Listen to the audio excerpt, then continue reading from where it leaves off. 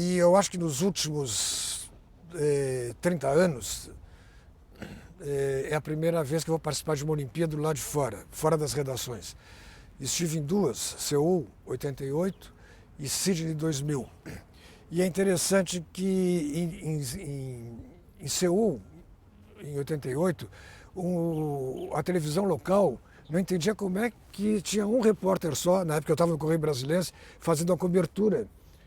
Como é que um repórter cobre um evento gigantesco, uma Olimpíada, correndo para tudo que é lado? Então a televisão me acompanhou um dia de trabalho. Me pegaram desde a manhã cedo, saindo do apartamento, indo para o café, pegando o ônibus, indo para os estádios, escrevendo a matéria.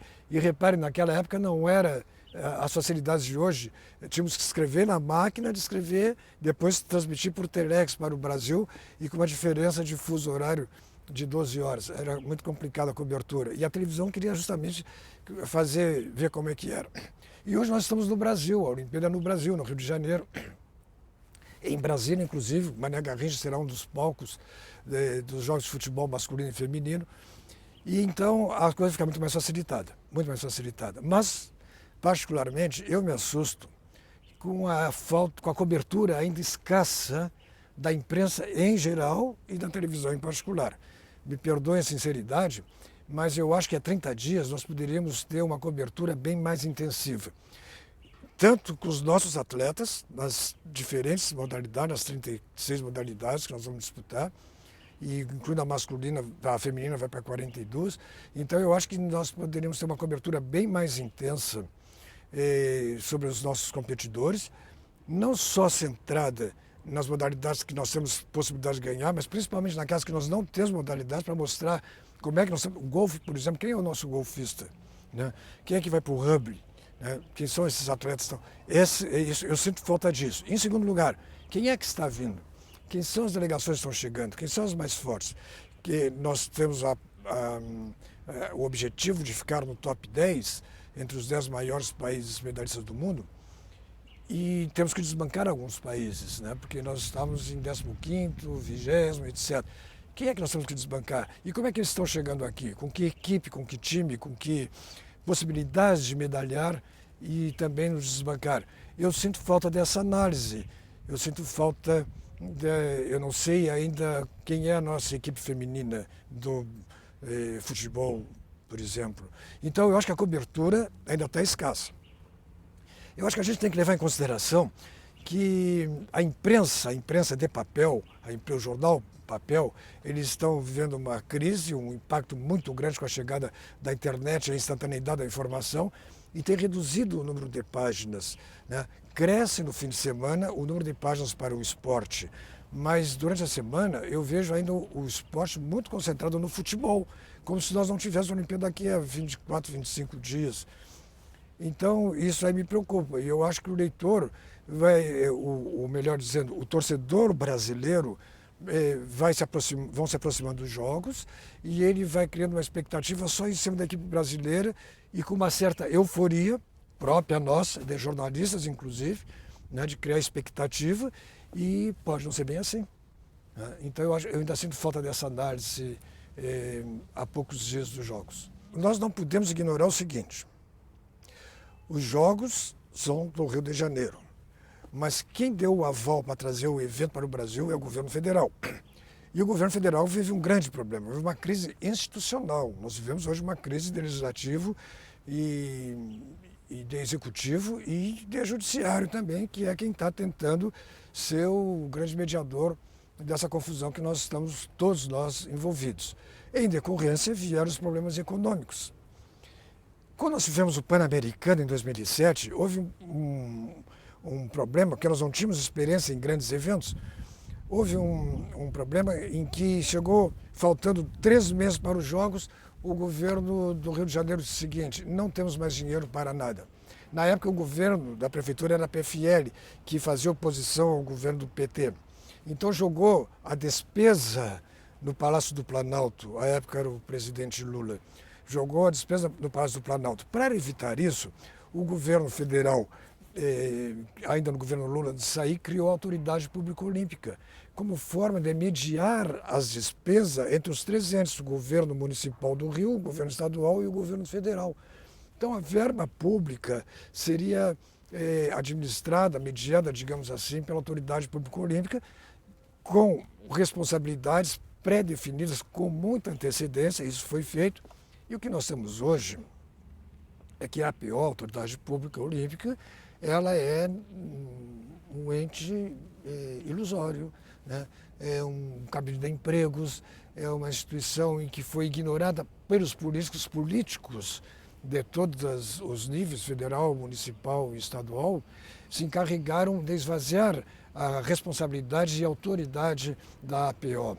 E isso foi um desastre. E o que nós temos hoje é justamente isso. A presidente Dilma, antes de ser afastada temporariamente, ela ainda dizia que não havia recursos e fez cortes significativos no orçamento das Olimpíadas do Rio de Janeiro. Mas com a chegada de um governo de transição, ou de espera, digamos assim, o Michel Temer, ele disse que não faltariam recursos para as Olimpíadas. E, de fato, não pode faltar, porque o governo tem uma responsabilidade internacional, né? Nós não temos conhecimento. Atenas viveu esse problema, viveu esse drama, mas os jogos saíram, foram realizados, e até porque lá tinha o apelo histórico dos jogos, etc. Nós não temos isso.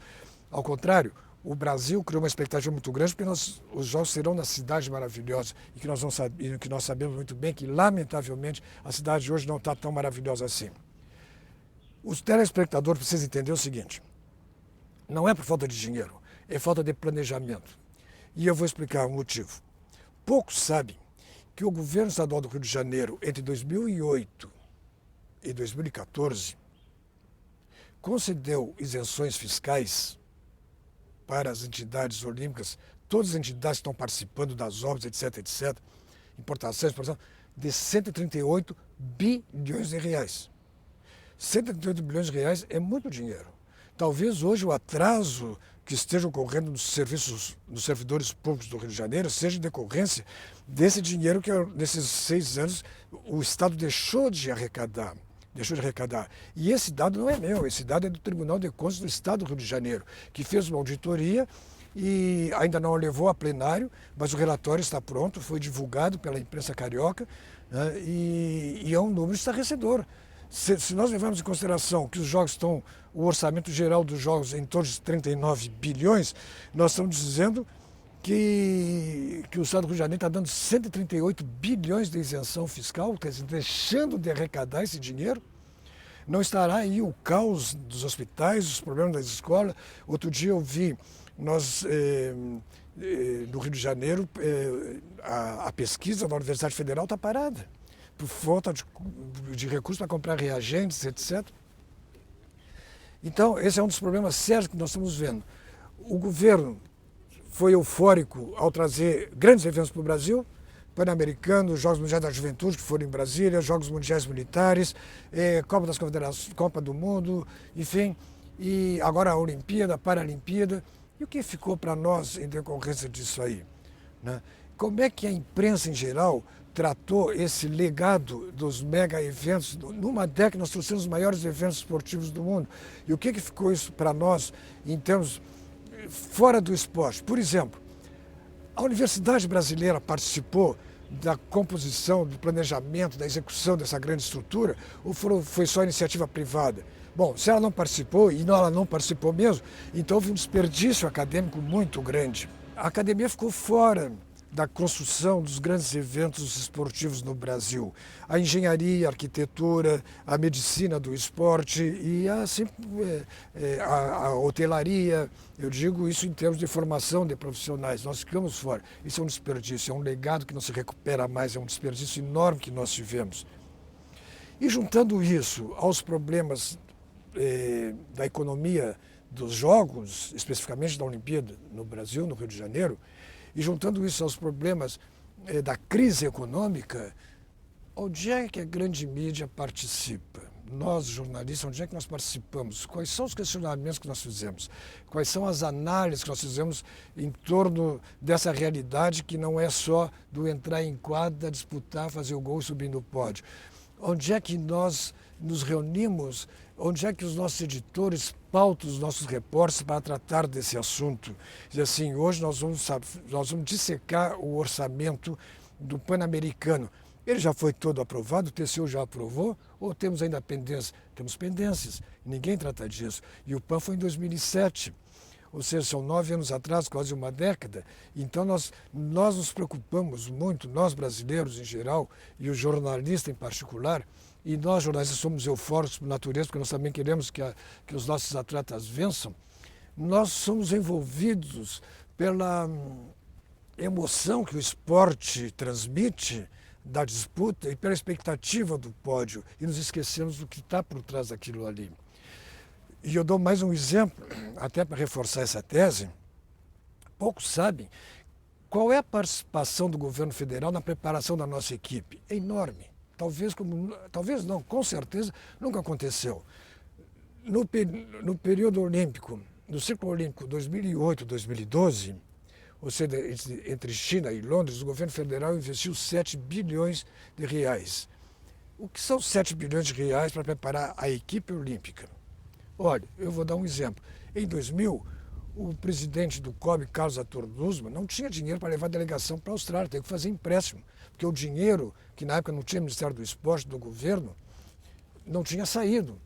Então ele teve que fazer um empréstimo para poder levar a delegação. Bom, isso em 2000. Em 2007, em 2008 e 2012, nós já temos 7 bilhões de reais. Orçamento do governo, estatais, Banco do Brasil, Caixa, Petrobras, Infraero, Eletrobras, enfim, Correios. Lei de incentivo ao esporte, 400 milhões por ano, também que o governo abre mão da Receita Federal para aplicar no esporte. Bolsa Atleta, Lei PIVA, que são recursos das loterias federais. Então, o que não falta no Brasil hoje são recursos públicos. São recursos públicos para injetar no esporte, preparar a nossa delegação. E quem trata desse assunto? Raríssimos repórteres se vê tratando desse assunto com seriedade, e com números fiéis e que demonstrem a grandiosidade do investimento público no esporte de alto rendimento. E aqui eu até aproveito para abrir um parênteses e fazer uma colocação. Olha que interessante. A nossa Constituição diz no seu artigo 217 que o dinheiro público para o esporte deve ser aplicado prioritariamente no desporto escolar. Para que a gente tenha no desporto escolar, na prática da atividade física escolar, uma complementação da pedagogia que o aluno recebe. Então, ali fazer a formação do caráter integral do nosso aluno, não para formar atleta, mas para dar, como acontece em outros países. Nós não fizemos isso, nós aplicamos no alto rendimento. Como nós queremos tornar potência olímpica pelo alto rendimento, mas nos esquecemos da base. Então, o dinheiro público para o esporte está concentrado na cúpula, na elite, naquele que já tem. E mais um dado interessante, que talvez o telespectador não tenha se percebido. A Bolsa Atleta ela foi criada em 2003, 2004, quando o dinheiro da Lei PIVA, que são os dinheiros das loterias para o Comitê Olímpico e o Comitê Paralímpico, não chegava ao atleta. Então, o ministro Agnello Queiroz criou a Bolsa Atleta. Não, esse é um dinheiro direto para a conta do atleta. Ele vai poder viajar, comprar o seu calçado, o seu tênis, a sua alimentação, a sua vitamina, pronto. Foi criada a Bolsa Atleta com esse objetivo. Hoje a Bolsa Atleta paga para atleta que já tem, dou um exemplo, os nossos melhores atletas do tênis, que estão no ranking internacional, que ganham premiação em dinheiro. Temos atletas que já colecionam $300 mil de prêmio esse ano do tênis. Muito certo.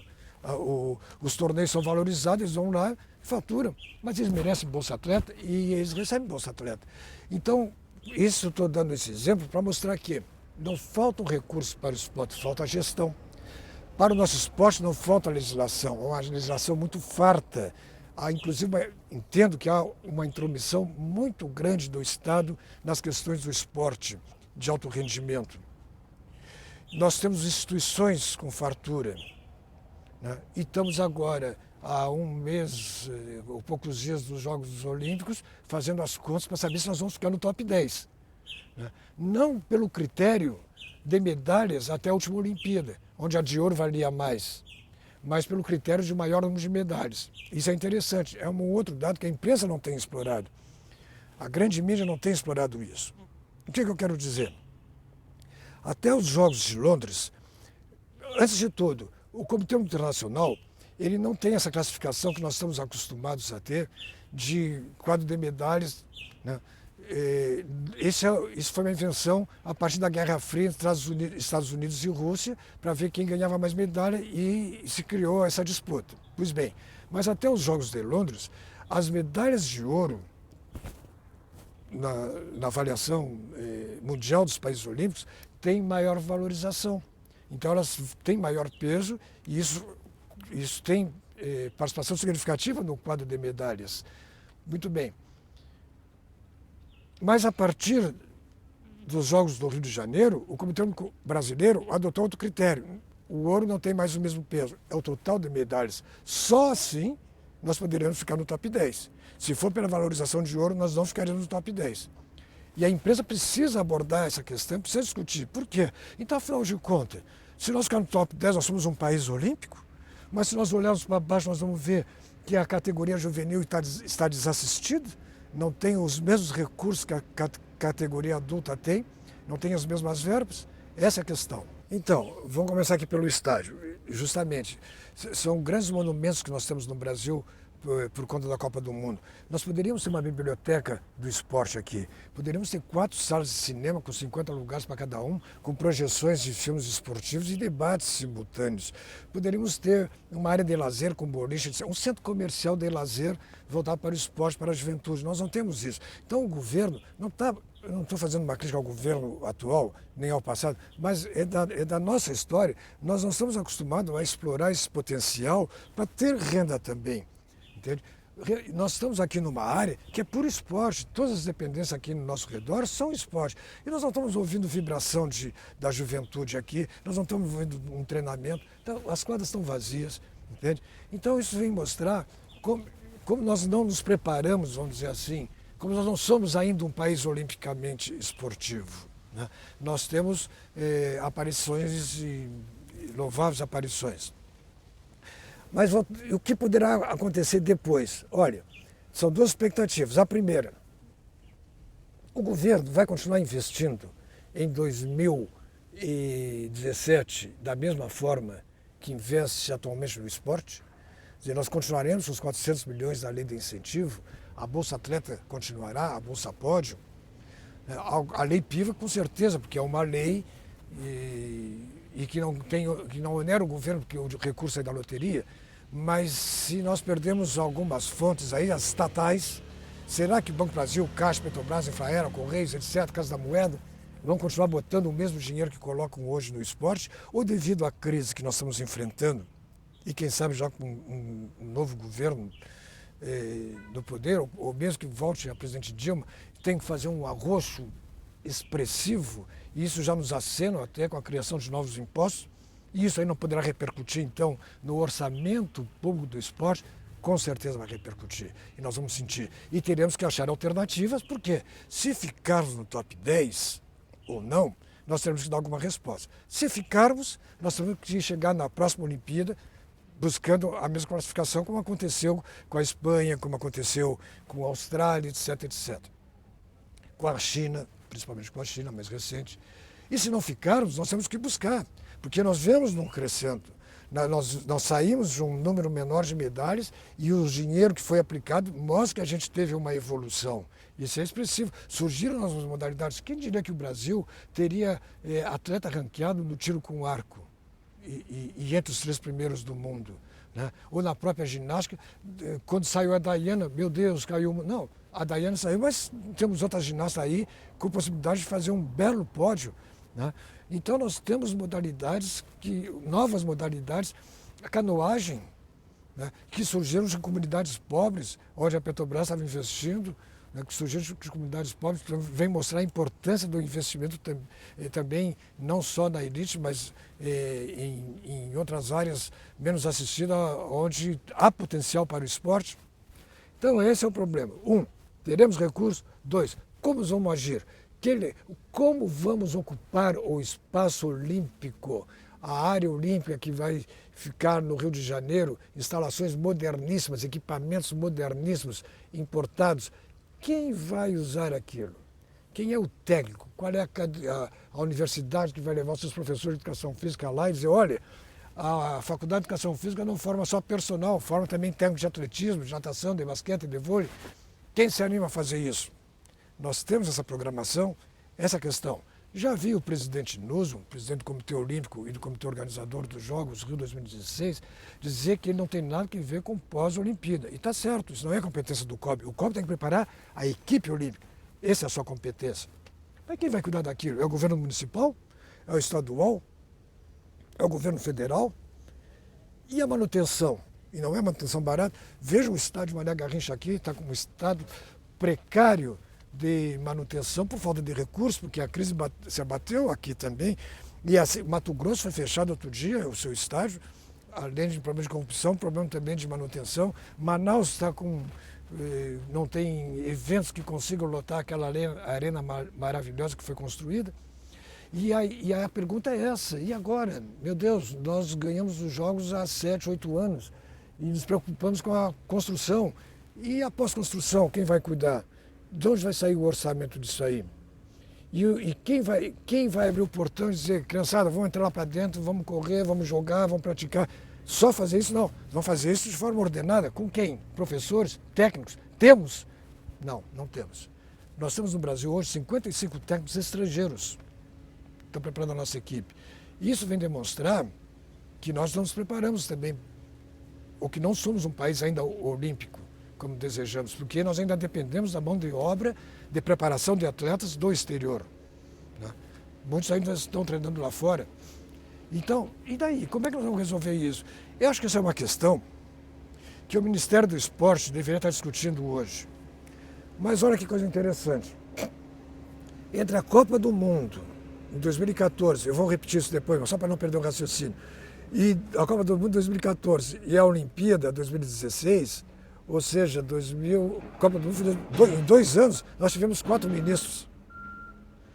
Entende? Então é um a cada 6 meses. A pergunta é, quem é que vai cuidar da pós-Olimpíada, das instalações e de como aquilo será ocupado? E eu dou um exemplo. O esporte no Brasil hoje, o esporte de alto rendimento, ele se tornou uma questão de Estado. Hoje não. Desde 2003, no primeiro governo do Lula, se tornou uma questão de Estado. Como de resto acontece em outros países, nada contra isso. Tudo bem. Mas o Estado tem que participar de forma efetiva, dando os rumos, não só o dinheiro, mas dando os rumos também. E o que nós temos? Que entre a Copa do Mundo de 2014 e a Olimpíada de 2016, ou seja, em 2 anos, nós tivemos 4 ministros do esporte. E 4 ministros políticos. Não são professores de educação física, não são gestores, não são especialistas em marketing. Não é um Las Grael, não é uma Magic Paula. Né? São políticos. São políticos que estão ali para preencher espaço do partido. Essa que é a verdade. E então isso provoca essa falta de iniciativa e de continuidade no debate. O que fazer com as instalações olímpicas? Isso é real. E a isso, para concluir, se agrava com a questão: teremos dinheiro em 2017, dinheiro público? A minha expectativa é que a cobertura da grande mídia seja em cima do evento, né, da competição, do pódio, dos 100 metros, dos 50 na natação, do salto, da ginástica, do tiro com arco, da maratona e da maratona aquática. Acho que vai ficar claro, porque isso é de uma beleza sem igual, né? A disputa é de uma beleza sem igual e que nos prende em frente à televisão, né? Então acho que vai ficar por aí. Os problemas virão à grande mídia depois dos jogos, quando apagarem o fogo, quando acabarem a Paralimpíada, aí nós vamos cair na real. E agora? Como é que nós vamos fazer? Teremos outro governo municipal, porque nós teremos eleição em outubro desse ano. Então, o governo que entrará no Rio de Janeiro vai herdar as contas que não foram pagas, vai herdar todas as instalações e que estão divididas entre o município e iniciativa privada, mas as que são do município terá que dizer fazer o que com isso aí. Já temos um problema, que é com o laboratório de análises antidoping, né? Então, um laboratório caríssimo, construído com tecnologia para aquele trabalho, para aquele serviço, para importação de equipamentos de última geração e, no entanto, está fechado, está sem poder operar. Isso vem mostrar também a nossa inexperiência também nisso aí. Então, eu acho que a grande mídia vai concentrar no evento e depois dos jogos é que nós vamos ver. E agora, Brasil? O que nós vamos fazer com esse Brasil esportivo? Nada mais democrático do que os jogos, do que o evento, com igualdade de participação para todos os atletas, pelo menos é o que diz a Carta Olímpica, mas em compensação, a cobertura não é democrática, né? Ela alija, ela tira da competição devido aos seus altos custos, né? E isso nós estamos vendo aqui no Brasil. Se já vimos em outros eventos, como na Copa do Mundo, por exemplo, até na Olimpíada, em anos passados, estamos vendo agora aqui em loco. Então, no momento em que nós temos a exclusividade, nós estamos deixando de fora um exército de repórteres, de bons jornalistas, né? Quem sabe com uma cobertura inovadora que não poderá ser mostrada, quem sabe com questionamentos que não serão feitos, né? Então, eu vejo por esse lado que isso ainda não é democrático na Olimpíada, a cobertura. Mas por quê? Justamente porque a imagem de TV na Olimpíada, assim como no futebol da Copa do Mundo, é muito valioso. O gol é valioso, o recorde é valioso. A prova de 100 metros, a expectativa da largada. Observe quem vai estar lá atrás anunciando. Aquilo ali, alguém está pagando por aquilo e a televisão está ganhando com aquilo também. Então, justamente porque a imagem é valiosa, ela custa cara e poucos participam, poucos a disputam. Mas ao tornar isso um comércio, nós deixamos de tornar a imagem olímpica democrática. Após os Jogos do Rio de Janeiro, o movimento olímpico vai ter que passar por uma grande avaliação, porque eles viram que não é mais possível fazer um mega evento desse com os custos públicos, com gastos públicos. Então, isso é preciso fazer essa avaliação. E nessa avaliação deverá entrar a questão da imagem. Eu parto do princípio, e eu sou um jornalista das antigas, como se diz, de que o evento é notícia, e a notícia merece ter a porta aberta para a cobertura da imprensa. Ponto pacífico. Ponto 1. Eu não conheço os bastidores do movimento olímpico para poder dar uma opinião mais abalizada, mas eu vejo o seguinte, que é possível fazer uma compensação dos valores da imagem com a publicidade, por exemplo, entende? E buscar os recursos que hoje uma emissora paga para o movimento olímpico, ratear isso entre as demais, de forma que o movimento não seja prejudicado por esse custo. Então, baratear os custos da imagem olímpica, de forma que as demais emissoras possam participar. Eu acho que a discussão tinha que ser nesse sentido, e não centralizar numa emissora em que depois ela distribui a imagem, mas também vendendo a peso de ouro. Mas o fundamental é o futebol.